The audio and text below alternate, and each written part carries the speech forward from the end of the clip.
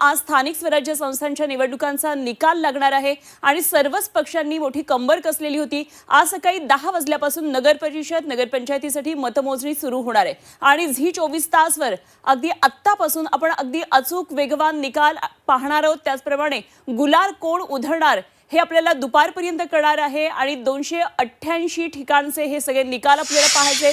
कुणाची सत्ता येणार, कुणाचा नगराध्यक्ष असणार, झी 24 तासवर आपण पाहणार आहोत। राज्यातल्या नगर परिषदा आणि नगर पंचायत निवडणुकीची मतदानाची प्रक्रिया शनिवारी पूर्ण झाली आणि आजचा दिवस आहे तो मतमोजणीचा। तर विजयाचा गुलाल कोण उधळणार तसंच कुणाची सत्ता येणार याची उत्सुकता सर्वांनाच लागलेली आहे। राज्यामध्ये शनिवारी झालेल्या 23 नगर परिषद आणि नगर पंचायतींसाठी दुपारी 3:30 वाजेपर्यंत 47.4% इतकं मतदान झालं होतं।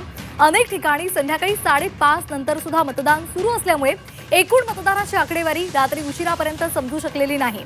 बोगस मतदान, पैसे वाटपाचे दावे वगळता निवडणूक प्रक्रिया शांततेमध्ये पार पडली। राज्य निवडणूक आयोगाने राज्यातील 288 नगर परिषदा आणि नगर पंचायतींच्या सार्वत्रिक निवडणुकांचा कार्यक्रम 4 नोव्हेंबर रोजी जाहीर केलेला होता। काही ठिकाणी उमेदवारांनी न्यायालयामध्ये केलेल्या अपीलावर निवडणूक कार्यक्रमाच्या मुदतीमध्ये निकाल न आल्यामुळे 23 नगर परिषदा आणि नगर पंचायतींच्या निवडणुका या पुढे ढकलण्यात आलेल्या होत्या आणि त्या कालच संपन्न झालेल्या आहेत। काल तिथे निवडणुका पार पडलेल्या आहेत आणि आज सगळ्यांचीच एकत्रित मतमोजणी पार पडणार आहे।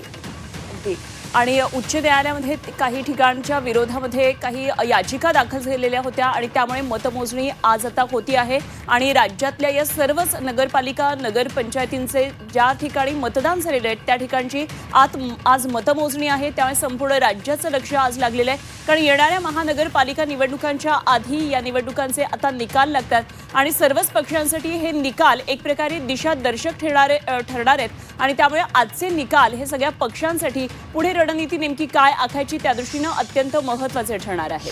स्थानिक स्वराज्य संस्थांच्या निवडणुकांना कायमच मिनी विधानसभा असं संबोधलं गेलेलं असतं आणि यावेळेला आपण पाहिलेलं आहे अनेक वेगवेगळ्या प्रकारची समीकरणं जुळून आलेली होती। म्हणजे लोकसभा आणि विधानसभा निवडणुकीमध्ये ज्या पद्धतीने महायुती आणि महाविकास आघाडी आपल्याला लढलेली पाहायला मिळाली त्या व्यतिरिक्त ही कार्यकर्त्यांची निवडणूक असल्यामुळे अनेक वेगवेगळी युती आघाडी ही आपल्याला या निवडणुकीमध्ये पाहायला मिळाली होती।